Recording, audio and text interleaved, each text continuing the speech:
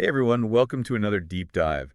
Today we are going to be looking at this YouTube video, and it's about a lot of Yeah, things. it's pretty wide-ranging. It is. A lot of different topics kind of bundled together, but the speaker in this video is this entity named Bashar. Right, and they claim to be a quasi-physical being. Yes, very interesting. Yeah, so we're going to be talking about extraterrestrial contact, interdimensional portals, even the possibility of communicating with viruses. So buckle up. It's going to be a wild ride for sure. I think the key here is that we need to approach this material with an open mind. Yeah, absolutely. We're not endorsing any particular belief system here, but we do want to kind of dissect these concepts and see what we can get out of them. Exactly. And, if we come across some mind-bending possibilities along the way, well, that's just part of the fun. Yeah, exactly. So one of the first things that jumped out at me in this video was this discussion about Skinwalker Ranch. Oh, yeah. Skinwalker Ranch Place is notorious for strange happenings. UFO sightings, you name it. Yeah, practically synonymous with the paranormal. Right. But Bashar is suggesting that it's more than just a place where weird stuff happens. They call it a powerful interdimensional portal. Yeah, like a gateway for beings from other dimensions to enter our reality. So you're saying there could be multiple entry points to other dimensions all over the planet. That's what Bashar seems to be implying. They compare Skinwalker Ranch to other energy centers like Sedona and Machu Picchu. Okay, so these places, they're not just random hotspots for paranormal activity. There's actually an underlying energetic reason for it. That's the suggestion. Yeah, Bashar talks about these locations having unique energetic properties that make them more conducive to interdimensional activity. So they're like magnets for otherworldly beings. You could say that Bashar uses the analogy of a radio. These places resonate at different frequencies, and depending on the frequency, they attract different types of energies and beings. Okay, I'm starting to see the bigger picture here. So Skinwalker Ranch might be tuned to a frequency that attracts extraterrestrial or extra-dimensional beings, Wow. while a place like Sedona might resonate with a frequency that facilitates spiritual growth and self-discovery. Precisely. It's a fascinating concept that really challenges our conventional understanding of geography. No kidding. Yeah. And it's not just about geography. Yeah. Bashar also talks about resonance on a smaller scale. They suggest that we can resonate and communicate with all forms of life. Yes, even plants and microscopic entities like viruses. Hold on. Did you say communicating with viruses? You heard that right.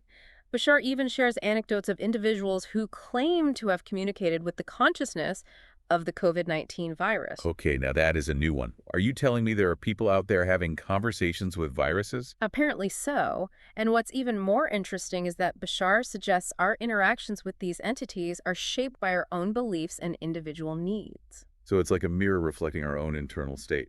Exactly. Someone who is terrified of a virus might manifest a scary encounter, while someone with a more positive outlook might have a gentler interaction. Okay, so our perception influences our experience.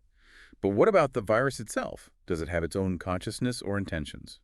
That's a question Bashar doesn't fully answer. They do suggest that everything has consciousness in some form, but how that consciousness expresses itself can vary widely. This is definitely making me rethink my relationship with terms, but it also raises a bigger question about the power of our thoughts and beliefs.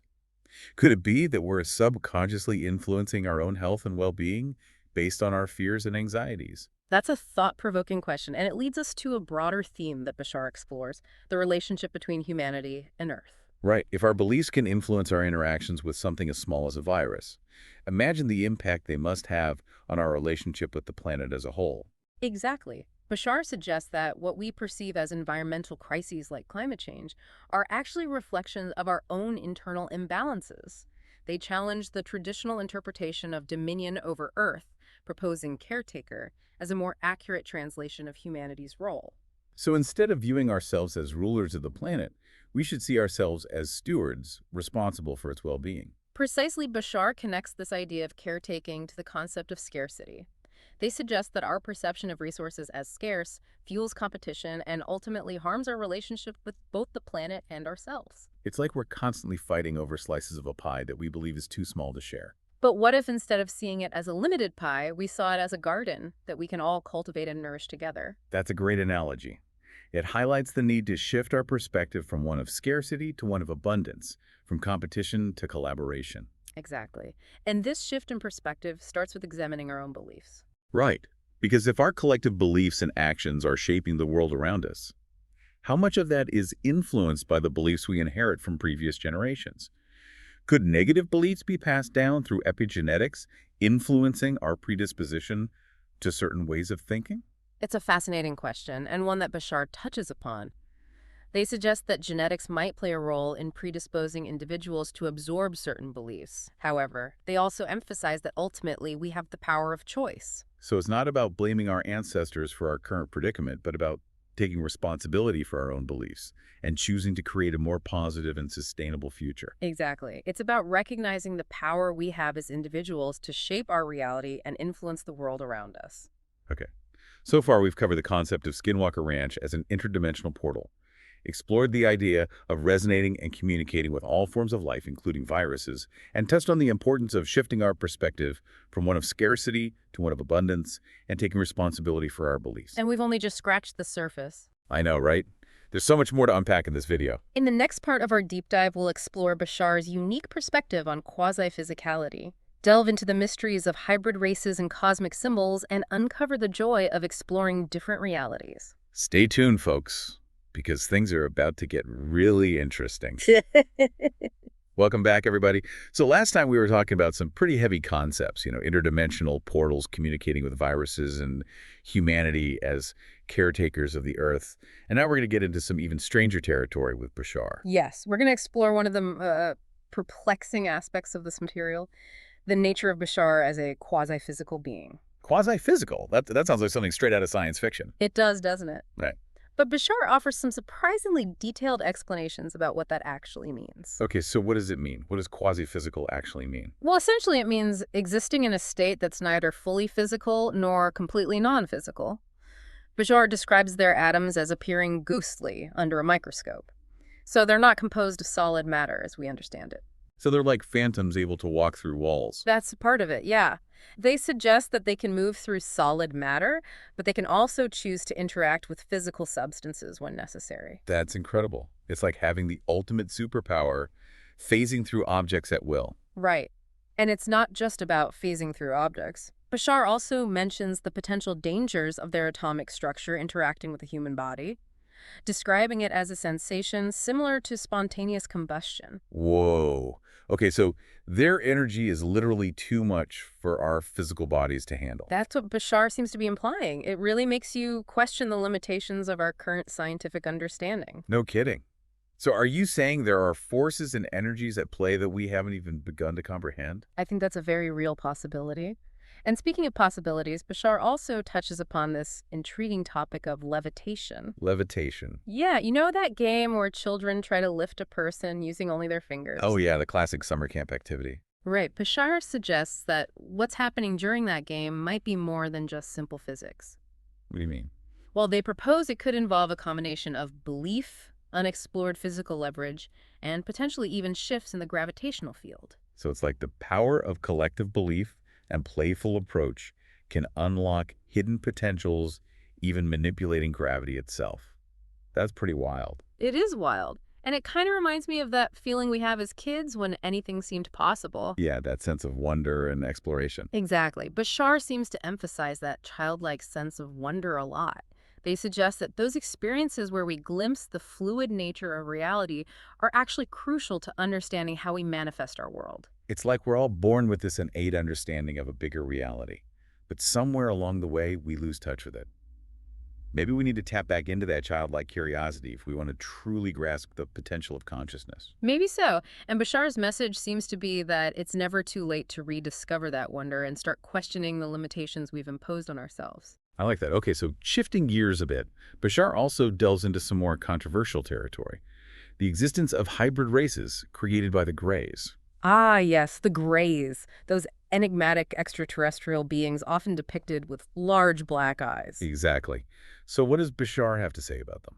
Well, they suggest that the Greys have been involved in genetic experiments, seeking specific genetic markers in humans to create these hybrid beings. It's like a cosmic breeding program. But why? What's their motivation? That's a question that's left largely unanswered. Bashar hints at the possibility that some humans might have volunteered for these experiments, perhaps driven by a desire for transformation or a deeper understanding of their place in the cosmos. So a mix of scientific curiosity, and a yearning for something beyond our current reality. It's a possibility. And adding to the mystery, Bashar reveals that some of these hybrid races have developed all-black artificial lenses covering their eyes. Wait, are you saying those iconic black eyes we associate with the Greys might actually be some kind of technology? Exactly, like advanced sunglasses.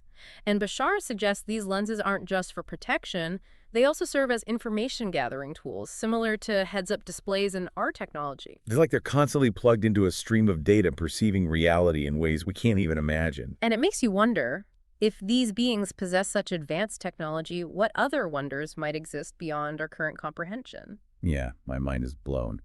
Okay, so moving on, Bashar also mentions the use of familiar symbols and archetypes as a means of communication with extraterrestrial beings. Yes, they touch on this idea that symbols can act as a third reality, a bridge between our world and theirs.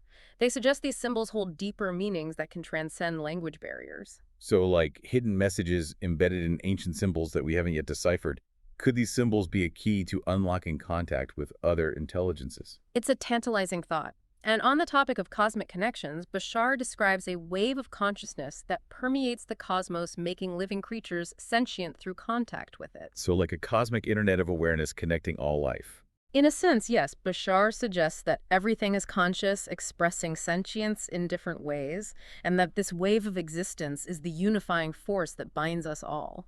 I like that. It's a beautiful reminder that we're not alone in this vast universe. We're all connected, sharing this incredible journey of existence. Exactly. And the sense of interconnectedness seems to be a central theme in Bashar's message. It's a reminder that we're part of something much bigger than ourselves and that our actions and beliefs have ripple effects throughout the cosmos. Okay, so we've covered a lot of ground here. Quasi-physical beings, hybrid races, cosmic symbols, a wave of consciousness. It's a lot to take in. It is, but we're not done yet. There's still more to explore. Oh, really? I'm on the edge of my seat. In the final part of our deep dive, we'll delve into Bashar's perspective on the joy of existence, their thoughts on experiencing different realities, and their emphasis on the 5 laws as a framework for understanding metaphysical experiences. This is going to be good.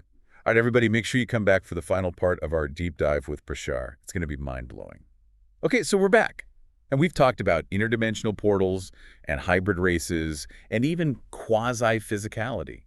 What else is there? Well, this time, Bashar talks more about the nature of existence, specifically about joy and exploration and these things called the 5 laws. The 5 laws. Okay.